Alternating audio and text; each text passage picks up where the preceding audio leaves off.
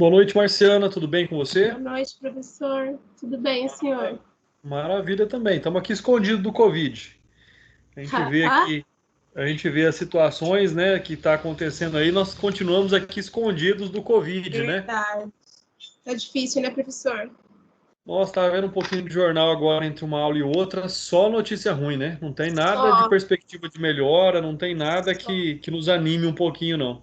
Não tem. Às vezes eu paro para Mas, falar nesse assunto e eu chego até a chorar, porque dá uma tristeza muito grande, né? é, A tristeza que o país está passando. é uma Sofrimento, insegurança e sem perspectiva de melhora, né? verdade. E Mas o vamos medo lá, vai aumentando cada vez mais, né? Porque a é gente está verdade. lutando contra um vírus que a gente não está vendo. É. A gente tenta se imunizar, tenta se cuidar o máximo que pode, mas estamos sujeitos a ele. A gente tem que, querendo ou não, né? A gente ainda tem que trabalhar, às vezes é obrigado a participar de algum compromisso, aí não tem jeito, Verdade.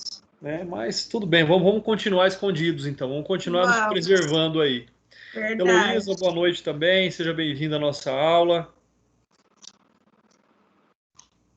Boa noite, Bom, professor. maravilha então. Né? Pessoal, vamos iniciar nossa aula. Os colegas que chegarem depois vão acompanhando. A aula está sendo gravada, como sempre.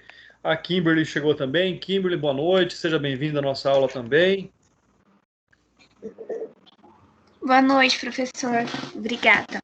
Eu que agradeço a sua presença. Vamos lá então, pessoal. Continuando aqui o nosso estudo sobre o Estatuto da Criança e do Adolescente, eu tinha conversado com a Carla mais cedo e eu expliquei para ela que hoje estava previsto para nós fazermos aí a nossa devolutiva do trabalho, tá? Mas em relação a isso, eu vou deixar para a semana que vem a devolutiva, porque alguns alunos que não fizeram o trabalho, eu estou dando a oportunidade que eles façam hoje. Então, o trabalho do ECA, ele está à disposição hoje, o link já foi encaminhado para a Carla, tá bom? E aqueles que não fizeram, façam hoje. E aí, a semana que vem, nós faremos a devolutiva do trabalho. Vou explicar as questões, vou dizer quais eram as respostas esperadas, né? Então, a semana que vem nós vamos fazer a devolutiva. Não sei se vocês receberam, eu já liberei as notas pelo Microsoft Forms. Não sei se vocês receberam esse e-mail. Se não receberam, eu vou verificar lá para tentar encaminhar para vocês as notas dos trabalhos. Mas, de uma forma geral, todos foram aí bastante bem com relação ao trabalho. Todos conseguiram atingir o objetivo aí da nota no trabalho, tá bom? Não, tá bom. Então vamos lá, pessoal. Continuando aqui com o nosso estudo do Estatuto da Criança e do Adolescente, nós vamos falar hoje a partir do artigo 29, tá? E é importante nós verificarmos todas essas questões de uma forma mais específica antes de que nós passemos aí a falar sobre questões mais generalizadas do Estatuto da Criança e do Adolescente. Ainda nós estamos naquele momento, então, em que nós estamos tratando de questões muito particulares do Estatuto. Né? O Luan chega aí também, né? O Neto, então sejam bem-vindos para que nós possamos aí, então, dar início à nossa aula. Bom, o artigo 29 do Estatuto da Criança e Adolescente, ele diz que não se deferirá colocação em família substituta a pessoa que revele, por qualquer modo, incompatibilidade com a natureza da medida ou não ofereça ambiente familiar adequado. Né? Então, nós já sabemos que a colocação da criança em família substituta é uma medida de exceção. Nós sabemos também, nós já estudamos, né, que a nossa legislação garante ali, né, a mantença dos vínculos fraternais. Né? O que é um vínculo fraterno? É o vínculo entre os irmãos. Então, a nossa legislação garante também os vínculos fraternais e somente por exceção também os irmãos poderão ser separados, seja em colocação em família substituta ou no momento da adoção. Então, é também uma medida extremamente excepcional. E nesse momento, então, o artigo 29, sobre esses aspectos, ele vem falar de algo que é bastante importante, ou seja, a criança, para ser tirada da sua família biológica, já é uma medida extremamente agressiva contra a criança, contra a família, né? E lembrando que a família ela é protegida pela Constituição Federal. Então, esse é o momento que nós temos que ver, bom, se vai tirar da família biológica, porque ali o melhor interesse da criança e do adolescente, né, o princípio da proteção integral não está sendo preservado, logicamente que ela tem que ir para um local onde isso será preservado. Ela tem que ir para uma família que consiga cumprir ali minimamente as garantias inerentes à criança e aos adolescentes. Então, sobre esse aspecto, é onde essa família que é considerada como inadequada não poderá ali recepcionar a criança ou adolescente quando necessário, por essas hipóteses que nós já falamos, né, tiver que ser colocada numa família substituta. Então, quais são aí as hipóteses que impedem, nos termos do artigo 29, que uma família seja considerada como inadequada para o recebimento da criança e do adolescente? Então, nós temos aí a letra A, que fala: o integrante da família é pessoa incompatível com a recepção da criança ou adolescente em situação de vulnerabilidade. Letra B, o ambiente familiar oferecido é inadequado. O cenário, embora composto por duas hipóteses que nós estamos vendo aqui, formam um só ambiente, ou seja, um ambiente do qual aquela família que se candidatou para receber essa criança ou adolescente não é apta para recebê-lo. Por quê? Porque não vai conseguir ali fornecer aquilo que minimamente é direito da criança e do adolescente, não conseguirá mantê-la numa condição de segurança, né? E o exemplo que eu coloco para vocês é, por exemplo, uma família em que possui dentre os seus membros, por exemplo, um filho que já foi condenado por estupro de vulnerável, ou que está em liberdade condicional, né? Vivendo na casa, aventura-se demais ali inserir uma criança ou uma menina de tenra idade, ou seja, então todas essas circunstâncias, elas impedem que essa família que se candidatou a ser uma família substituta possa de fato ali receber a criança ou o adolescente. Então, são aquelas situações, ou seja, não adianta tirar de um lugar ruim para colocar para um lugar tão ruim quanto, ou até mesmo para colocar num local pior, né? Então, quando nós mencionamos aqui esse ambiente familiar, ele tem que ser um ambiente familiar saudável, seguro, próspero, onde a criança não correrá riscos, né? Então, esses aspectos, eles estão relativos tanto a questões materiais, mas se nós formos verificar, ainda de uma forma mais intensa quanto às questões morais, quanto às questões de comportamento, né? Então, tanto questões materiais, mas também questões subjetivas para o recebimento ali da criança ou do adolescente, né? O artigo 30, por sua vez aqui, ele vem dizer algo bastante interessante também, que complementa aquilo que nós já vimos no artigo 29, que é o fato da colocação em família substituta não admitirá a transferência da criança e adolescente a terceiros ou entidades governamentais ou não governamentais sem a autorização judicial. Ou seja, se aquela família substituta recebe essa criança ou adolescente por uma ordem judicial, não está autorizada em hipótese alguma a transferir a posse, a guarda dessa criança, senão também por uma autorização judicial.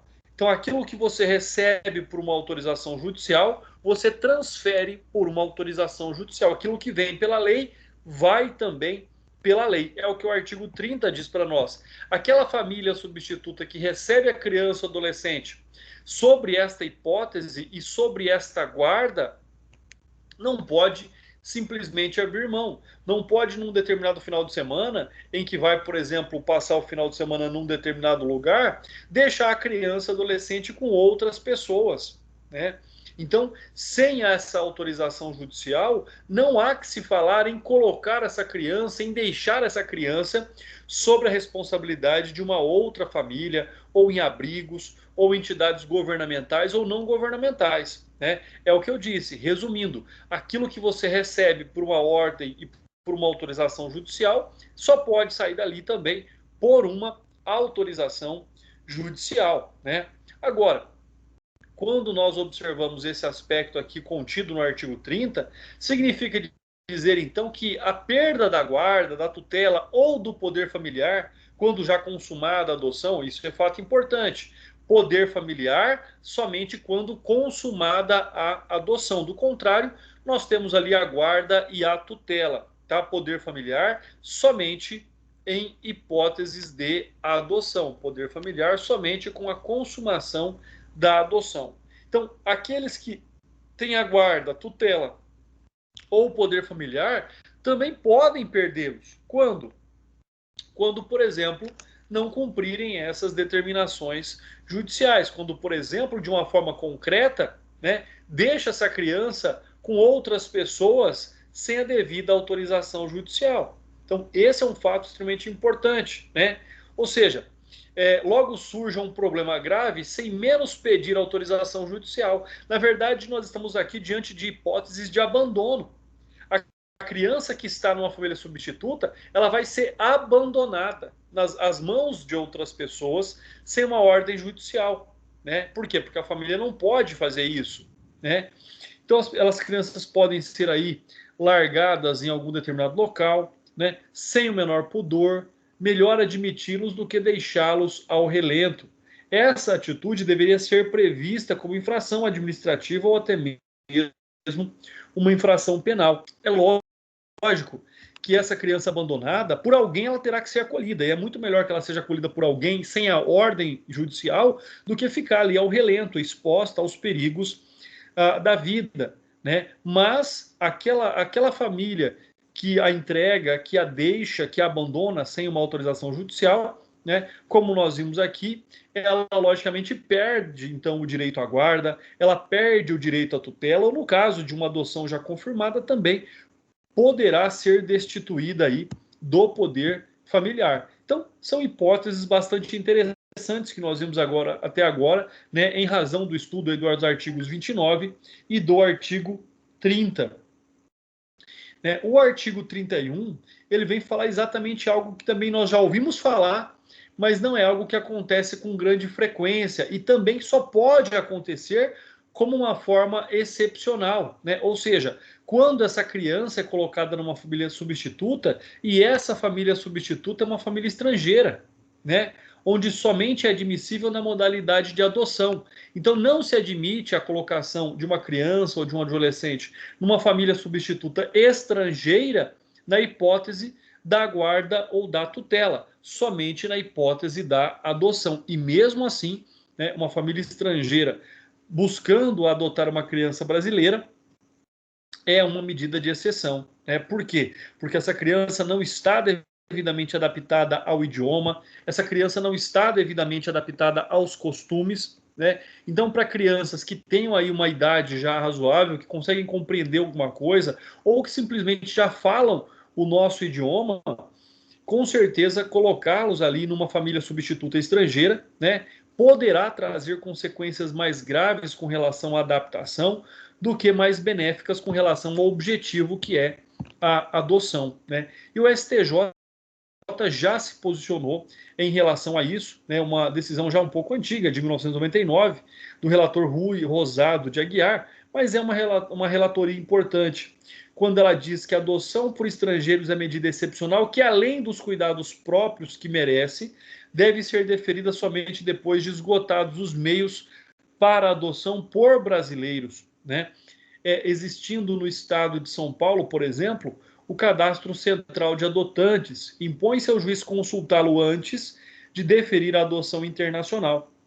Situação de fato da criança que persiste há mais de 2 anos a recomendar a manutenção do status quo, recurso não conhecido por esta última razão, né? Então aqui essa jurisprudência do STJ, ela vem dizer também algo bastante interessante, ou seja, até pode ocorrer a adoção por uma família estrangeira, mas desde que não haja uma família brasileira que esteja ali na fila, né, do cadastro de adoção que tem interesse naquela criança. Então, por exceção, né? E normalmente essas adoções elas ocorrem em razão de crianças de maior idade, né? Até porque crianças de menor idade têm uma facilidade maior em serem adotadas no Brasil.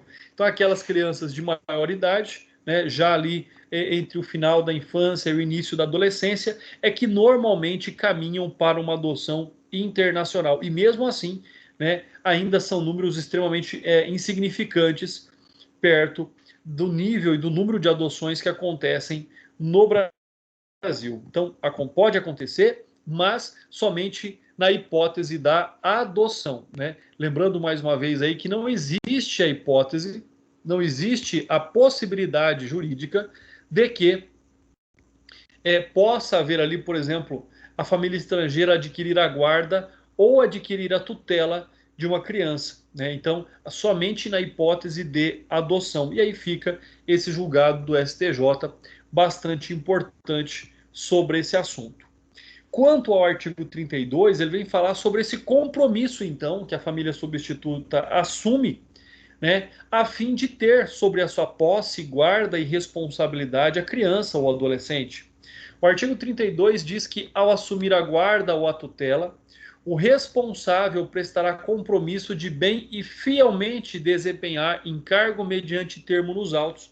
Ou seja, é um compromisso tão sério, é um compromisso tão real, que o indivíduo, né, aquele responsável pela família, ou as pessoas que são responsáveis pela família, eles vão declarar em juízo que assumem essa responsabilidade, ou seja, da posse, da guarda, da educação, da segurança, ou seja, de proteger essa criança e adolescente contra a interferência de outras pessoas, inclusive dos pais biológicos.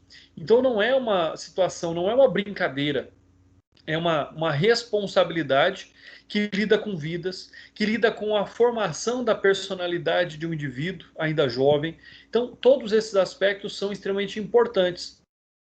Quando nós falamos desse compromisso do guardião ou tutor, né, tutela ou a guarda aqui, nós estamos falando dessa formalização do ato, em assumir essa responsabilidade pela criança ou adolescente, assumir a responsabilidade pelos estudos, pelo menos durante o período em que estiver sob a guarda ou a tutoria, a responsabilidade que se tem sobre a educação, né? A responsabilidade que se tem sobre a alimentação, sobre a proteção. Então, essa obrigatoriedade, né, de um termo para o adotante, ela não existe. Ou seja, existe essa obrigatoriedade desse termo em que ele ali, em que a pessoa assume essa responsabilidade enquanto guarda e tutela. Aí você fala, André, mas no caso da adoção precisa? Não, porque no caso da adoção, quando se adquire o poder familiar, isso já é inerente aos pais.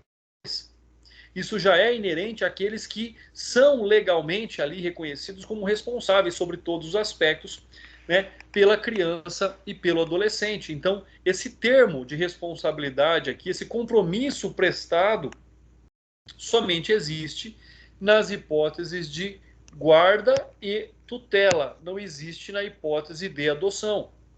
Comecem a guardar esses detalhes, né? São os detalhes que são cobrados normalmente nas provas da OAB e em concursos públicos também, quando essa matéria tem aí uma relevância maior. Então, são fatos extremamente importantes. No caso, não existe termo de compromisso para adoção. Existe termo de compromisso para a guarda ou para a tutela, né? Então, fiquem sempre atentos aí a esses detalhes, porque inexiste a obrigatoriedade de termo algum, pois o adotante passa a assumir a posição de genitor, com todos os direitos e deveres inerentes à condição de genitor ou genitores, enquanto guardião e tutor, não. O guardião e tutor ele tem que firmar, ele tem que prestar esse compromisso de bem e fielmente desempenhar o seu encargo. Encargo, pessoal, é uma missão. Encargo é uma obrigação. E aí é onde nós vamos falar, então, estudar um pouco sobre a guarda, né? Já que eu falei sobre a guarda, sobre a tutela e sobre a adoção, nós temos que saber agora distingui-las, saber compreender a distinção entre esses institutos aqui trazidos pelo Estatuto da Criança e do Adolescente. Então aí o artigo 33 fala sobre a guarda, né? O que ele vem dizer para nós? A guarda obriga a prestação de assistência material, moral e educacional à criança ou adolescente, conferindo a seu detentor o direito de opor-se a terceiros, inclusive aos pais biológicos, conforme eu já havia dito aí em telas anteriores, né? Então, olha só, a guarda, né, como nós percebemos o que significa guardar alguém, né? Guardar é proteger sobre todas as hipóteses e não deixar faltar aquilo que a pessoa necessita para que ela possa manter a sua dignidade como ser humano. Então, alimentação, vestuário, lazer, educação, saúde, tudo isso passa a ser agora, mediante a prestação desse compromisso, responsabilidade do guardião, né? Parágrafo 1º. A guarda destina-se a regularizar a posse de fato. Então, naquela situação em que a pessoa já tem, olha só como isso é interessante. Imagina que a pessoa já tem a posse de fato da criança, mas legalmente ela não tem autorização para ter a criança. Mas ela tem a intenção, por exemplo, de adoção. O que ela faz? Ela entra com um pedido de guarda e depois entra com um pedido de adoção. Então, ou seja, a guarda é a regularização da posse de fato e passa a ser uma posse de direito sobre a criança e o adolescente, né? Podendo ser deferida liminar ou incidentalmente nos procedimentos de tutela e adoção, exceto na adoção por estrangeiros, que, como nós já vimos, não tem guarda e não tem tutela por família estrangeira. Então, ele já entra direto com o pedido de adoção. Já o parágrafo 2º aqui, ele diz que, excepcionalmente, deferir-se à guarda fora dos casos de tutela e adoção para atender a situações peculiares ou suprir a falta eventual dos pais ou responsável, podendo ser deferido o direito de representação para a prática de atos determinados. Então, olha só, nós temos, por exemplo, aquela hipótese em que os pais estão viajando, né? E essa criança ou adolescente ficou ali momentaneamente, por exemplo, com a avó. Então, nesta ausência, transfere-se a guarda, né? Uma viagem de, por exemplo, de trabalho que vai demorar muito tempo, e aí os pais têm que se ausentar. Então, transfere-se a guarda, por exemplo, do pai para a avó. Ele não está perdendo o poder familiar, ele está transferindo a responsabilidade também por um tempo determinado, né? Além da regularização de fato, que passa a ser uma posse de direito, a guarda também pode ser transferida momentaneamente, né? E como nós falávamos aí no começo da aula, eu, a Marciana, a Heloísa, né? Essa questão do Covid.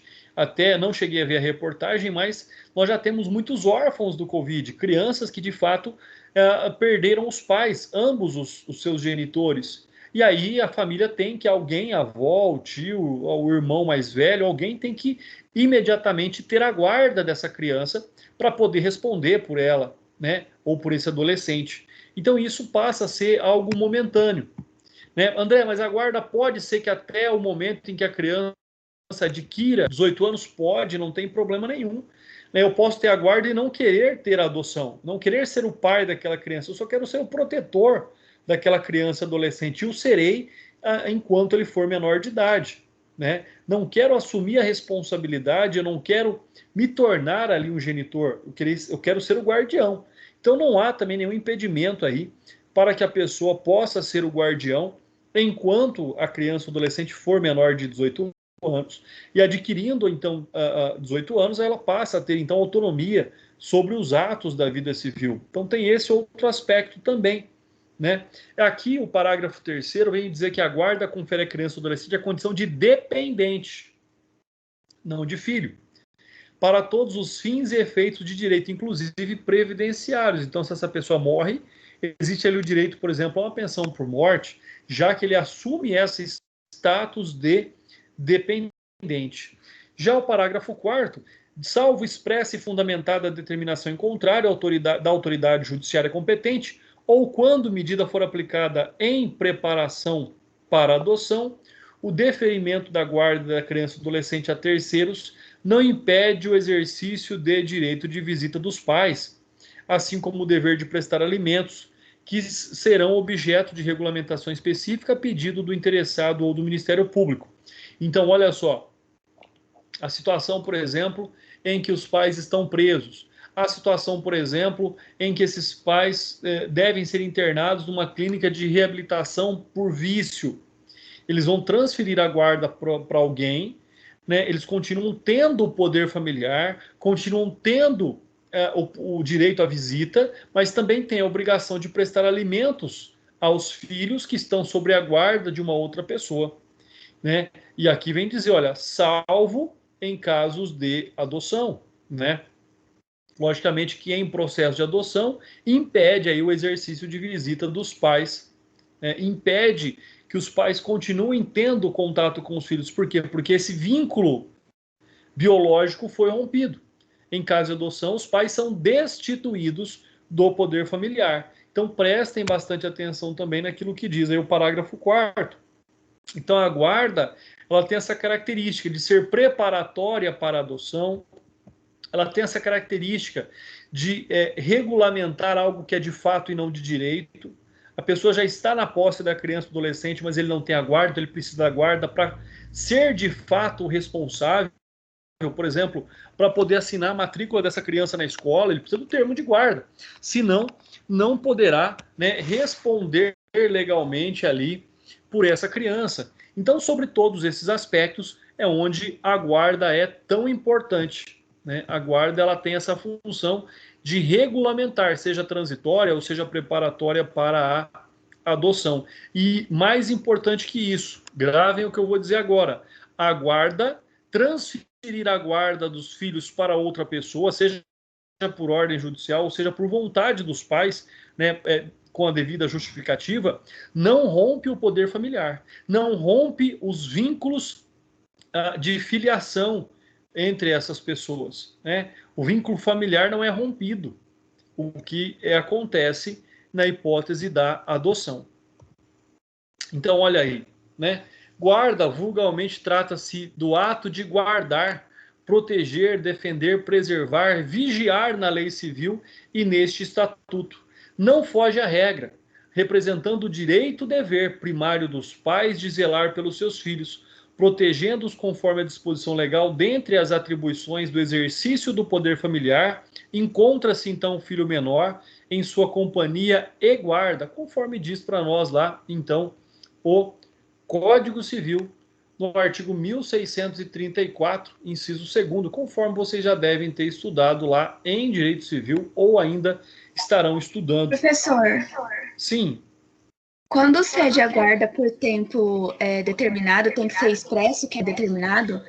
E, nesse caso, o pai, por exemplo, se a mãe cedeu para o pai, ele não pode usar isso contra ela depois, caso ele queira a guarda integral da criança. É bastante interessante, o Kimberly, nessas questões, pelo que você me coloca, nas questões de divórcio, né? Qual é a regra do direito civil com relação à guarda? A regra do direito civil é a guarda compartilhada, tá? E não a guarda unilateral. Para que a guarda seja deferida, ou seja, por exemplo, a mãe, eu tenho um caso de um amigo meu, a mãe, né, da criança, eles se separaram, eles se divorciaram, e a mãe concordou que o filho ficasse morando com o pai, ou seja, então o pai tem a guarda do filho, legalmente falando, no processo de divórcio. Então essa mãe, ela tem direito à visita, essa mãe, ela tem que pagar alimentos para o pai, na verdade para o filho, né? Mas ela paga para quem é o responsável pela criança, para o pai, né? Agora, se futuramente essa criança, por exemplo, precisa estudar numa escola melhor, a mãe tem mais condição, ou a mãe mora numa outra cidade onde pode oferecer algo melhor para o filho, ela pode entrar com uma ação de modificação de guarda e mostrar, olha, agora eu tenho melhores condições de ficar com meu filho. Então, não impede essa guarda que ela possa ser modificada futuramente. Como eu disse, é importante a gente estudar a guarda pelo direito civil sobre o seguinte aspecto, né? Eu disse agora que a guarda, a regra é que ela seja compartilhada. O que é a guarda compartilhada? Muitas pessoas confundem o que é guarda compartilhada. Algumas pessoas pensam que a guarda compartilhada é a criança passar 2, 3 dias na casa da mãe, 2, 3 dias na casa do pai. Isso não existe no Brasil. Por quê? Porque aí seria chamado de guarda alternada. E a guarda alternada não foi recepcionada pelo Código Civil, sobre o argumento que a guarda alternada tira da criança um referencial de lar, de casa. Na guarda compartilhada, que essa sim é a regra no Brasil, os pais respondem conjuntamente, eles se obrigam conjuntamente pelos filhos. Só que para que isso aconteça, né, os pais têm que ter um bom relacionamento. Eles têm que se divorciar como marido e mulher, mas têm que ter a compreensão de que ainda são pais de uma criança. E que eles têm que pensar e agir sempre no melhor interesse da criança ou do adolescente. Então aí funciona a guarda compartilhada, né? Quando eles começam a utilizar a criança pela prática da alienação parental, não tem como você ter uma guarda compartilhada. Aí existe a hipótese, que é por exceção, da guarda unilateral, onde um dos pais tem a guarda e o outro tem o direito à visita. Mas esse pai não tem responsabilidade com relação, por exemplo, ele tem obrigação com relação a pagar os alimentos e a visita, né? Mas ele não tem obrigação, por exemplo, mas você tem que levar a criança no médico. Não, eu não tenho a guarda, eu não vou levar. Né? Então, assim, olha como isso também é prejudicial, muito prejudicial para a criança e para o adolescente. O melhor é que fosse a guarda compartilhada, não guarda alternada. Não existe guarda alternada no Brasil. Tudo bem, Kimberly, tem mais alguma dúvida? Tirando essa hipótese de guarda unilateral, um dos pais também pode ceder a guarda para o outro, assim, de forma unilateral, para que o outro tenha a guarda unilateral do filho? Num processo de divórcio, quando é um processo, por exemplo, amigável, né, pode ficar estipulado entre os dois, olha, eu cedo a guarda da criança para você, né, que foi o que aconteceu com esse meu amigo. Eles concordaram que a mulher ela ia mudar, por exemplo, a São José do Rio Preto, ela ia ter uma vida muito mais agitada, ela ia trabalhar muito mais, ela ia se dedicar muito mais à profissão dela, e para ela, naquele momento, também era melhor que a criança ficasse com o pai e ela tivesse o direito à visita. Então, um dos pais pode ceder a guarda para o outro? Pode, não tem problema nenhum. Né? E isso não quer dizer que futuramente ela não possa entrar com pedido de guarda novamente, entendeu? Mesmo na guarda unilateral. Mesmo na guarda unilateral. A pessoa cede a guarda para o outro, ele vai ter a guarda unilateral. Futuramente, esse que cedeu a guarda fala, agora eu tenho melhores condições, agora eu quero a guarda do filho. E aí ele vai entrar com uma ação, né, de modificação de guarda, é uma ação do direito civil, ação de modificação de guarda. Então agora ele vai tentar fazer o quê? Ele vai tentar demonstrar que ele oferece melhores condições para a criança e adolescente e dizer, olha, agora eu estou preparado, eu estou apto para ser o responsável pelo meu filho. Sim, tudo bem, entendi. Obrigada, professor. Imagina, é importante essa pergunta. Essas questões, na prática do direito civil, elas são mais conturbadas, viu, Kimberly? Não é tão simples assim. São raros os casais que, num divórcio, não tentam, de alguma forma, prejudicar o outro, seja moralmente, emocionalmente, utilizando os filhos. Né? Foi uma das razões que, na verdade, eu parei de advogar no direito civil, por ver tantas questões nessa situação. Mas, excepcionalmente, para um amigo, para alguém que me procura, eu acabo fazendo alguma ação em direito civil, inclusive esse divórcio que eu estou comentando com você, em que a guarda ficou com o pai. E aí, olha como é interessante, a guarda ficou com o pai, mas o que eles combinaram? Que a mãe tem direito à visita livre. Então, por exemplo, ela tem uma quarta-feira de folga, ela liga para o pai e fala, olha, o fulano hoje eu posso passar e pegar ele? Olha, eu estou indo aí na cidade, eu posso pegar ele e tomar um sorvete? Pode. Né? Hoje não dá, porque ele tem médico marcado, você quer acompanhar ele no médico também? Então, ou seja, quando eles conseguem ter uma convivência harmônica, eles conseguem buscar o que é melhor para todos, para a criança e para os pais também. Né? Porque imagina se essa mãe fosse obrigada a ficar com a guarda do filho, nesse momento em que ela tem que alcançar a sua independência financeira. Seria talvez mais difícil.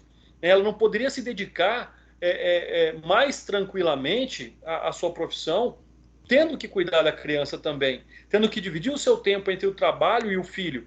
Então ela optou nesse momento por dedicar-se à sua profissão, e o pai disse, não, tudo bem, eu consigo aqui, eu tenho a ajuda da minha mãe, eu consigo criar o nosso filho muito bem.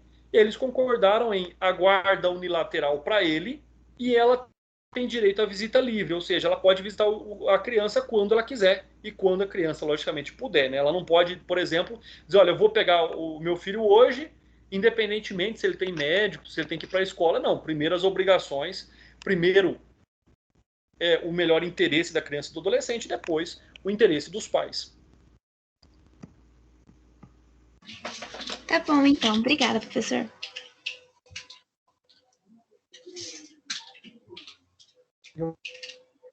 Elas acabam sendo envolvidas, né? A questão financeira, a questão emocional, afetiva. Então, todas essas questões são extremamente importantes, né? Então, nessa guarda, como eu disse para vocês, a regra é a guarda compartilhada, quando os pais são aptos a conviverem em prol dos filhos. A exceção é a guarda unilateral. E no Brasil não existe guarda alternada, já que ela é prejudicial à criança ou adolescente, já que ele perde aí o seu referencial de lar. Então, esse é um fato extremamente importante. Agora, fora essa regra que nós estamos observando aí, né, pode ainda conferir a guarda a um dos pais, afetando o direito e dever inerente ao poder familiar, né, de quem não o detém. Agora, fugindo dessa regra, o que nós temos que compreender ainda? Que é possível o juiz conferir em caráter excepcional a guarda, ou seja, a parentes, a terceiros, né, não do menor. O conteúdo é exatamente o mesmo, ou seja, cuida do direito e dever de proteger e zelar pela criança ou adolescente por ordem judicial. Então, ou seja, o juiz também pode tirar essa criança dos pais e dizer, olha, durante determinado tempo eu vou colocar essa criança sobre a guarda da tia, da avó, ou sei lá, de qualquer outra pessoa, porque vocês precisam se organizar como família. Vocês precisam, por exemplo, largar os vícios que estão expondo ao risco essa criança ou adolescente. Ou na hipótese dos pais presos, né, privados da liberdade. Então, tanto ela pode ser cedida, como ela pode ser deferida pelo juiz para um dos genitores, como o juiz pode dar a guarda da criança ou adolescente para uma outra pessoa e tirar dos pais, sem que haja o rompimento do poder familiar. Então, esse é um grande diferencial da guarda prevista no Estatuto da Criança e do Adolescente. Ela é diferente sobre alguns aspectos daquela que é prevista no Código Civil. Por quê? Porque ela transfere não somente o dever de proteger, vigiar e zelar, tendo o menor sobre sua companhia, né, como ocorre lá com os pais, mas ela vai além. Ela demanda a prestação de assistência material, moral e educacional a essa criança, ou seja, ela transfere essa obrigação, que é dos pais, para uma outra pessoa. Inclusive o direito desse terceiro poder se opor aos pais. Então, ou seja, ele tem um poder de guarda, de proteção tão grande que ele pode proteger a criança, inclusive dos pais, né, naquele momento em que ele exerce aí a guarda. Ou seja, essa guarda prevista no Estatuto da Criança e do Adolescente, ela é mais ampla do que aquela prevista lá, conforme eu disse para vocês, no artigo 1634, inciso 2 do Código Civil. Por quê? Porque ela dá o direito ao guardião de se opor, inclusive, contra os pais. Então, esse é um fato extremamente importante e pode até cobrar dos pais, por exemplo, a pensão alimentícia para essa criança. Então, esses deveres, direitos que são inerentes ali do genitor, que não detém a guarda como tal, sustenta educação e assistência. Ele vai ter que prestar isso ao filho, mesmo ele não sendo o responsável legal. E ainda assim, o estatuto ele é um instrumento de correção para situações de vulnerabilidade. Ou seja, esse instrumento de correção ele pode ser, como nós já falamos, temporário, né? Onde essa guarda ela ficará, ela existirá até que aqueles pontos, aquelas situações ali de vulnerabilidade a qual a criança estava exposta não existam mais. Então ela pode ser por um tempo determinado ou ela pode ser até que aquelas circunstâncias não existem mais. Então por um tempo indeterminado, mas condicionado a um fato. Então esse é um outro aspecto também bastante importante. Quando a guarda é deferida para a proteção da criança e do adolescente. Olha só, é diferente da hipótese que eu falei da guarda compartilhada no caso de um divórcio. Aqui a criança está em risco. Aqui a criança está na iminência de ser vítima de uma ação, de ser vítima de um fato ilícito, né? Então é diferente, por exemplo, da guarda que ela é deferida em nível de divórcio. Quando nós ainda tratamos desse tema, olha só que interessante, o direito de oposição a terceiros, inclusive aos pais. Olha como essa guarda aqui descrita no ECA, ela é mais extensa do que a própria guarda descrita lá no Código Civil. E alguns autores chamam aí o guardião, na verdade, de uma babá judicial, que deve cuidar da criança, mas nada decide a seu respeito. Por quê? Porque tudo que ela vai fazer com relação à criança também, ela não tem uma autonomia plena, isso que é importante a gente dizer. Por mais que ela tenha essas obrigações, algumas decisões, elas devem ser tomadas com uma autorização judicial. Imagina, por exemplo, que essa criança ou adolescente tem um patrimônio, e o guardião quer vender esse patrimônio para comprar um outro patrimônio. Vende um carro mais antigo para comprar um carro mais novo. Por quê? Porque essa criança tem frutos, essa criança tem rendas. Uma casa alugada, por exemplo. E o guardião também é o administrador desses recursos. Agora, ele tem autonomia de vender esse bem, de trocar por um outro carro? É claro que não. Né? Nessa hipótese, é onde ele precisa de uma autorização judicial. Então, percebam que aqui o guardião não tem essa autonomia plena, mas ele é o responsável integral pela criança e adolescente, né? Como é o tutor e mais ainda é o pai e a mãe adotivos. Então, mesmo que não tenham vínculo biológico, para o guardião, para o tutor e para os pais, que são os responsáveis legais dessa criança, né? Na verdade, existe ali o termo de posse de guarda, que não existe o alvará judicial para tomar qualquer medida em nome da criança. Então, ou seja, nós temos que compreender isso. Ela é inerente a direitos e obrigações, mas não é absoluta. Quando é necessário, então, a regulamentação dessa posse de fato? Quando é necessário, por exemplo, a guarda? Como eu já disse para vocês, a pessoa está com uma criança, mas não tem uma autorização legal para permanecer com essa criança, né? E por vezes, estando os pais indisponíveis, no caso lá internados numa UTI, pode-se conceder a guarda desses filhos, por exemplo, a um parente, a um amigo. E essa guarda, diferentemente da tutela, permite a convivência do poder que lhe é atribuído pelo juiz, com o poder familiar ainda remanescente aos pais do infante ou do jovem. Ou seja, a guarda não rompe com o poder familiar. Pode aí, então, o guardião, como nós já falamos aqui, opor-se a terceiros, inclusive aos pais, quando a decisão, quando aquilo que os pais pretendem é prejudicial à criança ou adolescente, né? Pode até aqui propor medida cautelar incidental, inicial ou incidental. Ou seja, a guarda, pessoal, não é um fim em si mesma. Ela não foi criada para ela perdurar para sempre. Ou é até completar 18 anos, ou é até que se um fato se resolva, ou é até que os pais possam reassumir a guarda dos filhos, né? A guarda, na verdade, ela é um instrumento de urgência para atender a criança e adolescente nesse estado de vulnerabilidade. Então, são fatos, são situações que devem ser tomadas ali imediatamente, devem ser tomadas ali numa condição onde a criança não pode ficar numa situação de fato, ou seja, não estando ali acobertada por critérios, não estando ali acobertada por requisitos legais para que alguém possa agir em seu nome, defendê-la, né? Então, isso é, na verdade, aí a guarda que traz o código, o Estatuto da Criança e Adolescente. Inclusive, conforme eu já disse para vocês, ela não inibe aí o direito de visita dos pais. Por quê? Porque ela não gera o rompimento do poder familiar. Mas ela diz o seguinte, olha, essa criança com os pais está numa condição de vulnerabilidade e até que essa condição de vulnerabilidade que a família apresenta não cesse, ela vai ficar na guarda de outra pessoa, né? E os pais vão demonstrar se eles podem ou não manter aqui o poder familiar, e se ficar demonstrado que eles não têm condição nenhuma de serem pais, a guarda pode, por exemplo, evoluir aí para uma adoção.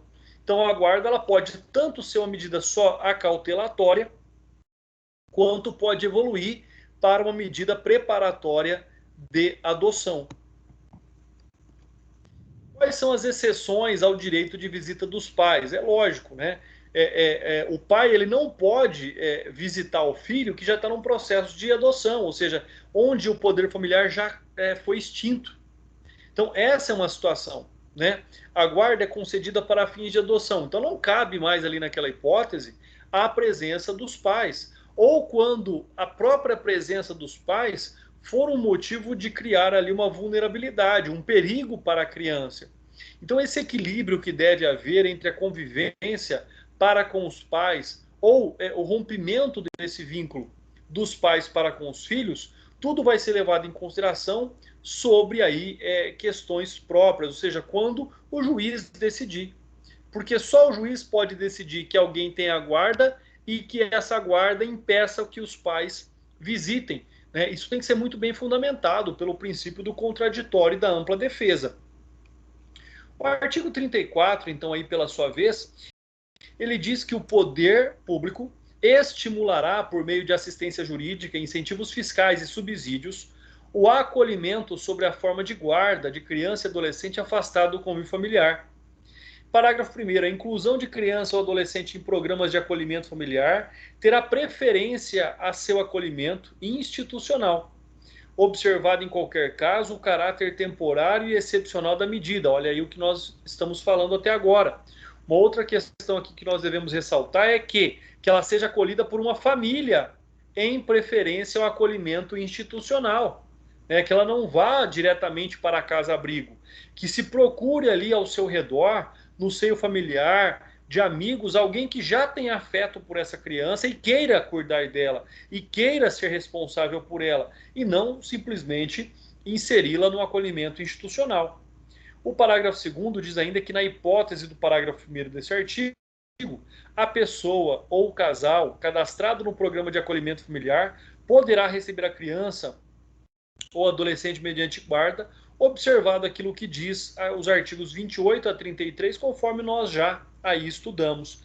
Então percebam, né? A partir do momento em que o artigo 34 fala que o poder público vai estimular a criação e a assistência jurídica para que existam casais, pessoas que possam e tenham interesse em assumir a guarda de crianças, isso é um fato importante. Então, é uma política pública, né, que diz, olha, é muito mais barato, é muito mais favorável para a criança ou adolescente ser inserido numa família, né, que de algum modo ele vai acabar ali fazendo parte de um contexto familiar, do que ser institucionalizado.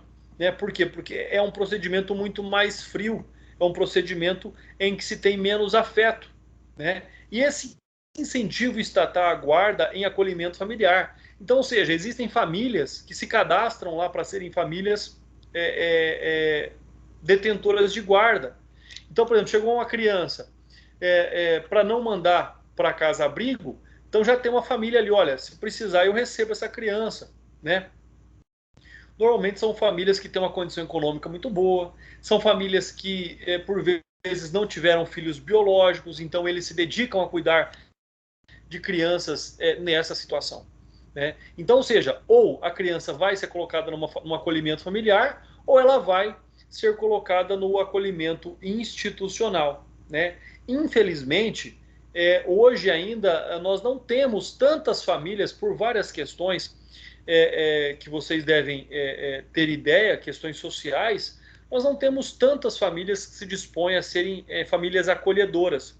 Então, normalmente, essas crianças acabam indo aí de forma mais comum ao acolhimento institucional, e isso não é aí melhor para a criança ou adolescente, mas é a falta de opção, então ela vai para o acolhimento institucional, ela vai para os abrigos governamentais e não governamentais ali, e isso na verdade é uma falha do próprio Estado em poder se organizar e incentivar o crescimento das famílias acolhedoras, né? E logicamente que isso poderia gerar melhor consequência aí para a criança e para o adolescente. Esse acolhimento familiar e esse acolhimento institucional, né, é algo extremamente importante. Eu cito aqui exemplos, né, como por exemplo aí, o Estatuto já possui 24 anos e não haver famílias acolhedoras que pudessem substituir os abrigos. Na doutrina diz que não institucionalizar nem mesmo bebês. Há um programa do Juizado da Infância e Juventude de Belo Horizonte chamado Pais de Plantão, que tenta otimizar a dura realidade de um bebê abandonado à própria sorte. Ele é imediatamente encaminhado a uma família previamente selecionada, que logicamente tenha conhecimento e condição de cuidar de uma criança recém-nascida em estado de vulnerabilidade, para recebê-lo em casos de abandono. Né? Que essa criança fique ali numa família que não tem a intenção, logicamente, de adotá-lo, né? Que fique aquela família e que posteriormente ela possa ir para a adoção, né? Mas André, e se essa família acolhedora desejar depois adotar essa criança? Bom, ela já tem a guarda, então ela já está muito mais próxima, ela está numa fase muito mais adiantada já da adoção do que uma outra família, né? E tem famílias que acabam e vão adotando e acabam tendo muitos filhos adotivos posteriormente. Então, o que se vê, na verdade, é uma falha do Estado em não conseguir aqui, né, criar, fomentar ali a ideia e a possibilidade de famílias acolhedoras. Pessoa solteira, casal homossexual são candidatos à família acolhedora? É claro que sim, né? Isso não pode ser um óbice a dizer que a pessoa não pode acolher uma criança em estado de vulnerabilidade. A família é constituída pela união estável entre homem e mulher e mais recentemente reconhecido pelo STF também por casal homossexual. Além disso, a pessoa sozinha também pode formar uma família com seu filho, chamada de família monoparental, né? Então fica aí essa ressalva sobre a compreensão mais moderna do Instituto da Família no Brasil. Então, o que vai depender, na verdade, não é aí essa questão de uma opção, de uma condição sexual ou estado civil, se casado, se solteiro, se casado legalmente ou se em estado de união estável. Isso não é óbice, isso não é um impedimento, ou se a pessoa é solteira, isso não é um impedimento para que ela possa ser um adotante ou para que ela possa, nesse primeiro momento, ser considerada como uma família acolhedora e futuramente talvez aí um candidato à adoção. Então não há nenhum óbice e a doutrina é bastante clara nesse sentido, né? E sobre essa ótica, eu cito aqui a doutrina da Maria Cristina Haunt Baranowski, que diz, olha, excluir os homoafetivos da condição de entidade familiar é negar a cidadania aos homossexuais, é o retorno às primeiras concepções do termo de cidadania, em que a exclusão era a marca da qualidade do não cidadão. O direito à constituição da família é a paternidade ou a maternidade dos homossexuais encontra amparo frente aos princípios constitucionais que orientam o Estado brasileiro, quais sejam o princípio da isonomia, da dignidade do ser humano, da liberdade de expressão e incluem os homossexuais na condição de cidadão, né? Aí adoção em relações homoafetivas. Então, não há mais nenhum impedimento sobre esses aspectos, tá? O STF também fala sobre a família homoafetiva reconhecida legalmente em decisão do STF. Não vou aqui ficar adentrando muito nesse assunto, já que eu já comentei bastante sobre ele em aulas anteriores, né? Mas eu só gosto de dizer o seguinte, olha só o que diz o STF. O sexo das pessoas, salvo disposição constitucional expressa ou implícita em sentido contrário, não se presta como fator de desigualação jurídica, proibição de preconceito à luz do inciso 4º do artigo 3º da Constituição Federal. Então, só por aí nós já sabemos e nós já observamos, né, esses critérios, né, de não diferenciação do direito dos indivíduos a serem famílias acolhedoras ou a até mesmo desejarem ali a adoção, né, como ato consequente dessa família acolhedora. Esse acolhimento, né, familiar e guarda, na verdade é a inserção. Essa criança passa a ser inserida como dependente dessa família, dessa pessoa, né, e a partir daquele momento, por essa autorização judicial, passa então ali a responder pela criança e pelo adolescente. Lógico que não de forma absoluta, isso não rompe aqui os laços de parentesco, né, os laços do poder familiar para com os pais, não rompe nesse primeiro momento, né, salvo em caso de perda do poder familiar e aí iniciado o processo de adoção. O artigo 35 diz que a guarda poderá ser revogada a qualquer tempo, mediante ato judicial fundamentado e ouvido o Ministério Público. Então essa guarda, ela é provisória. O caráter da guarda é sempre temporário. Não existe guarda infinita ou absoluta. Ou ela vai até a maioridade, ou ela vai até que haja adoção, ou ela vai até que as situações que impingiram ali a guarda cessem e a criança possa voltar para o seio familiar, né? Então não se trata de medida fim, mas de uma medida meio para atingir um objetivo maior, um objetivo final, que é ou a adoção ou o retorno dessa criança para o seio familiar. Então, se ela é provisória, a qualquer momento, dentre as circunstâncias existentes, essa guarda pode então ser ali revogada. né? Lógico que aí com a anuência e com a ciência do Ministério Público. Pessoal, sobre guarda, tudo bem? Alguém tem alguma dúvida? Professor, Oi, Luan.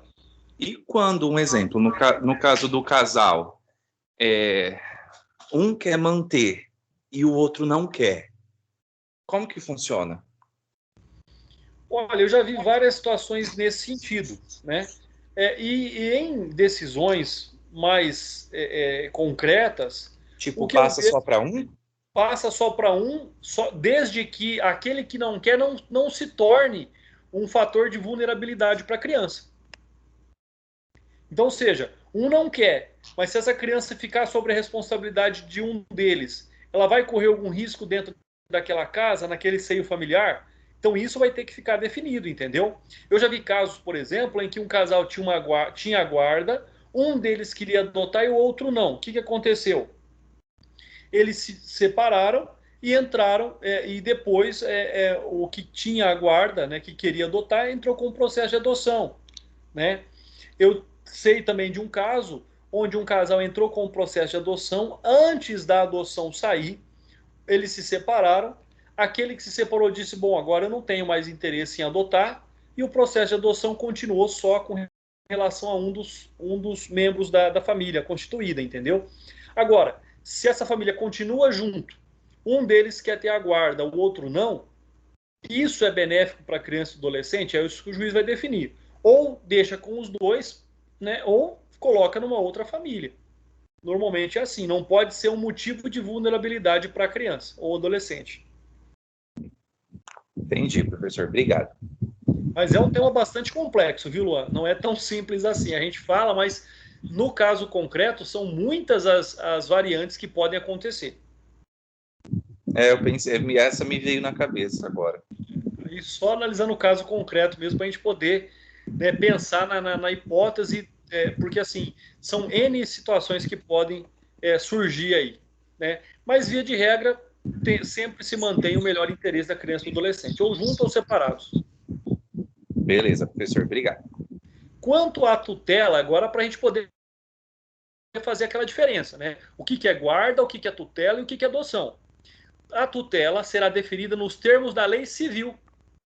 A guarda, ela tanto pode ser nos termos da lei civil, quanto pode ser nos termos do Estatuto da Criança e Adolescente.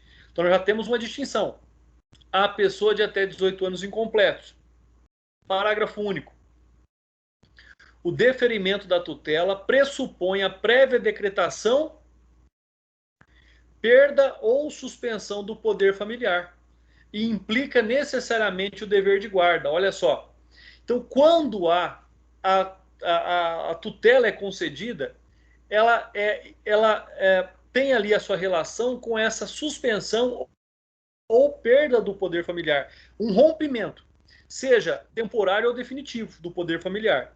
Na guarda em si, conforme nós já vimos, necessariamente não. Na guarda em si, pode ter ainda o vínculo familiar, conforme nós vimos. Os pais podem até visitar os filhos, conviverem com os filhos. Agora, na tutela, pressupõe pelo menos a suspensão ou até mesmo a interrupção aí do poder familiar. Então, esse é um fato extremamente importante. É um fato já distintivo. E a tutela somente nos termos da lei civil. Não existe tutela nos termos do Estatuto da Criança e Adolescente. O próprio Estatuto diz isso, nos termos da lei civil. Então, ela é uma obrigação legal de zelar pelo menor de 18 anos, protegendo, representando e administrando seus bens, para que tenha um crescimento saudável até atingir a maioridade. Olha aqui a finalidade da tutela, do tutor. Ele não quer ser pai da criança, né? Nós podemos pensar o seguinte, olha, aquela guarda que nós estudamos até agora é aquela medida excepcional e momentânea. Se ela tiver que durar um tempo mais, se ela existir até que a pessoa ela atinja a maioridade, então nós estamos falando de tutela, não estamos falando mais da guarda. E a tutela envolve necessariamente a guarda, que confere ao tutor o direito de dever manter o menor na sua companhia, zelando pelo seu bem-estar. Aí você fala assim, André, agora me confundiu a cabeça. Porque guarda é guarda. E tutela pode ser guarda? A tutela depende da guarda, é diferente. A guarda não depende da tutela. A guarda em si não rompe ou não suspende o poder familiar. Mas se essa guarda deixar o caráter transitório, se essa guarda deixar o caráter momentâneo, ela passa a ser considerada como uma tutela. Conseguiram compreender? Guarda momentâneo e transitório, não rompe com o poder familiar. Tutela necessariamente precisa ter a guarda, o tutor precisa ter a guarda. Não tem como eu ser tutor se a criança ou adolescente não estiver comigo. Então, a tutela prescinde-se da guarda, né? E a tutela não tem finalidade de adoção. A guarda pode ser um ato preparatório para a adoção. A tutela não. A tutela não é um ato preparatório para a adoção. O tutor vai acompanhar o menor até que ele complete a sua maioridade. Então aí nós já temos algo bastante importante com relação à tutela, né? Algo que de fato distingue a tutela da guarda. E nós não podemos aí confundir. Nós não podemos aí, né, observar essas questões.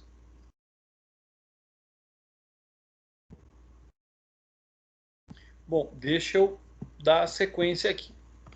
Bom, como ocorre a cessação da tutela? Está descrito lá no artigo 1763 do Código Civil, com a maioridade ou a emancipação do menor, naquelas hipóteses de emancipação do direito civil que vocês já estudaram, ao cair o menor sobre o poder familiar, nos casos do reconhecimento ou adoção. Então, ou seja, aqui, o que acontece? Também há o rompimento da tutela, ou seja, quando essa criança vai ser adotada por uma outra pessoa. Quais são os pressupostos e consequências da tutela? Como pressupostos, para se nomear um tutor ao menor de 18 anos, é preciso que seus pais tenham perdido o poder familiar, ou pelo menos tenham o poder familiar suspenso. Olha aí, totalmente diferente da guarda. E seria ilógica a atuação concomitante do tutor e do pai da criança. Afinal, quem decide o seu destino e quem a representa? Não tem. Ou é um ou é outro, né? Então, isso é um fato bastante importante também. Com relação ao artigo 37, o tutor nomeado por testamento ou qualquer documento autêntico, conforme previsto no parágrafo único do artigo 1729 da Lei 10.406 de 2002, ou seja, o novo Código Civil, deverá, no prazo de 30 dias, após a abertura da sucessão, ingressar com o pedido destinado ao controle judicial do ato, observando o procedimento previsto lá nos artigos 165 a 170 do Código Civil. Parágrafo único. Na apreciação do pedido serão observados os requisitos do artigo 28 e 29 desta lei, ou seja, do Estatuto. 165 e 170 também, pessoal, do Estatuto, tá? Somente sendo deferida a tutela à pessoa indicada na disposição de última vontade, se restar comprovado que a medida é vantajosa ao tutelando e que não existe outra pessoa em melhores condições de assumi-la. Então, o que a gente vê às vezes no filme, né, que o pai deixa por testamento, olha, se eu morrer, fulano de tal que cuidará do meu filho, não é uma vontade absoluta. Mesmo assim, o juiz vai verificar se de fato essa vontade preenche aqui o melhor interesse da criança e do adolescente, né? Se ela não preencher, a disposição de última vontade do pai não vai prevalecer, né? Então, o artigo 1735 do Código Civil diz que não podem ser tutores e serão exonerados da tutela caso exerçam aqueles que não tiverem a livre administração de seus bens, aquele que no momento de lhes ser deferida a tutela se acharem constituídos de obrigação para com o menor, ou tiverem de fazer valer seus direitos contra este, e aqueles cujos pais, filhos e cônjuges tiverem demanda contra o menor, os inimigos do menor ou de seus pais, ou que tiverem sido por estes expressamente excluídos da tutela, os condenados por crime de furto, roubo, estelionato, falsidade,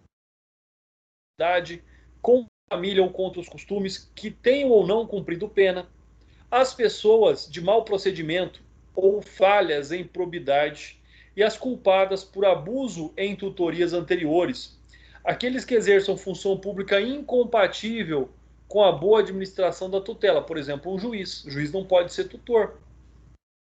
Então, para que nós possamos compreender isso, né, a tutela nomeada em testamento também não é absoluta.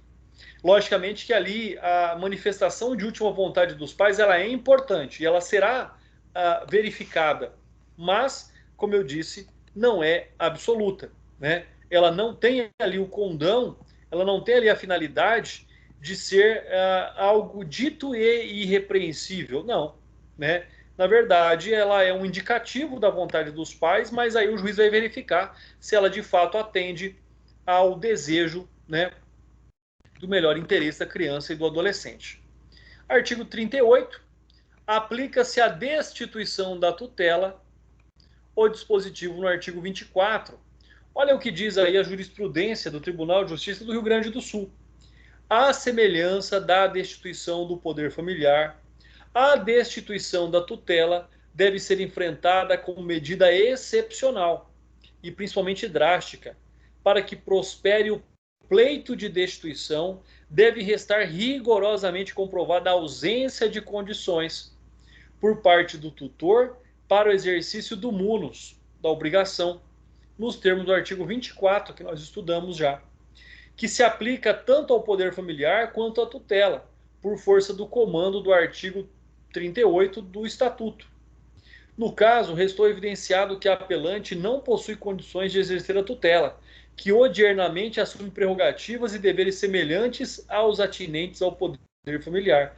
Então, ou seja, ficou decidido nesse caso que ela foi destituída da tutela porque ela era incompatível, assim como aquela família incompetente de assumir a guarda, aqui nós temos as incompetências, nós temos aí as inabilidades para que se possa exercer aqui a tutela. Pessoal, e com isso, nós terminamos aqui o nosso conteúdo programado para a aula de hoje, são 22 horas. Se alguém tiver alguma pergunta, eu estou à disposição. Enquanto isso, eu já vou abrindo o sistema para que eu possa aqui fazer a chamada. Se alguém tiver uma pergunta, pode aí perguntar, já vou respondendo, tá, pessoal?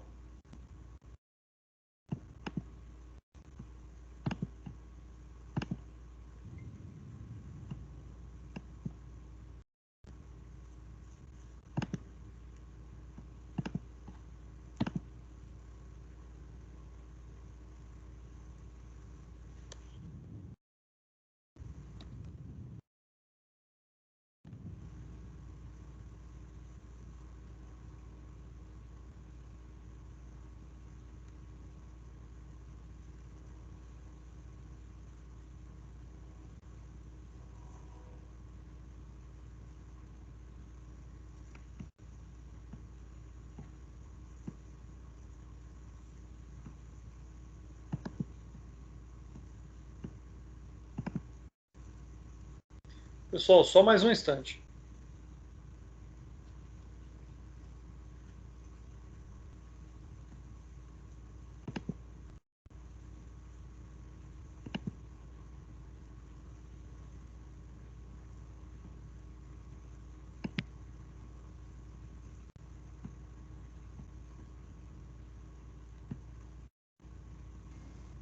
André, boa Pessoal, noite.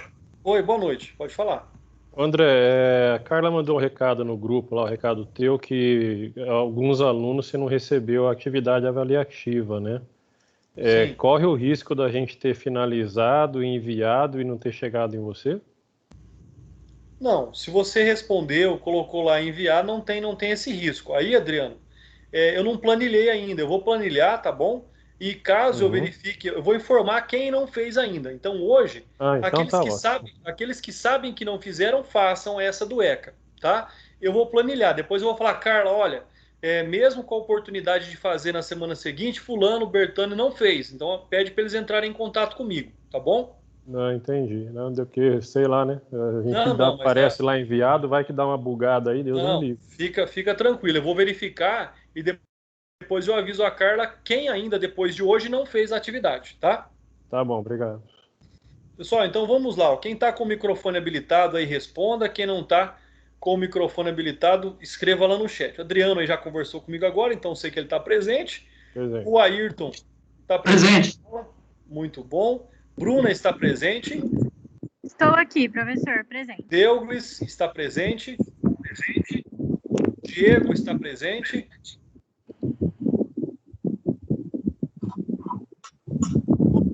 Só o Diego. O Douglas está presente. Presente, estou aqui. Dreyson. Presente. Edmar. Presente. Emily Medina. Deixa eu verificar aqui no chat. Até agora não. Então a Emily está com falta também. Heloísa. Presente, professor. Muito obrigado. Isabela Meninel. Presente. Juliana Lopes.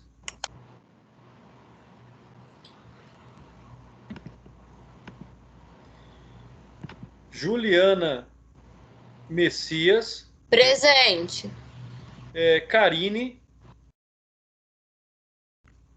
Karine está presente.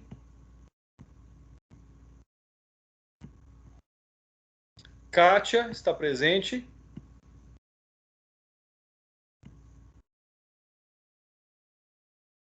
Kimberly. Eu estou presente, professor. Tá joia. Lilian Beatriz. Vamos ver se a Lilian está presente, se ela escreve aqui no chat. Parece que não também. Luan está presente. Continua aí. Presente, professor. Lucas Caldeira. Lucas. Presente. Marciana. Presente, professor. Matheus Henrique.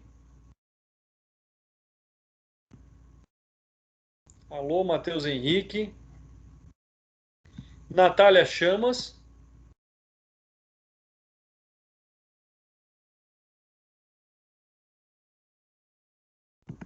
Paulo Sérgio.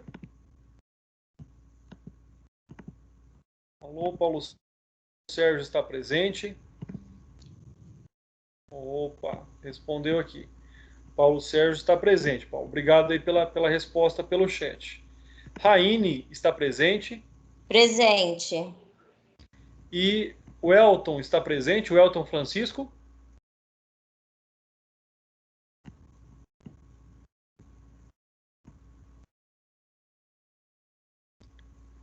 O Elton Francisco está ausente também.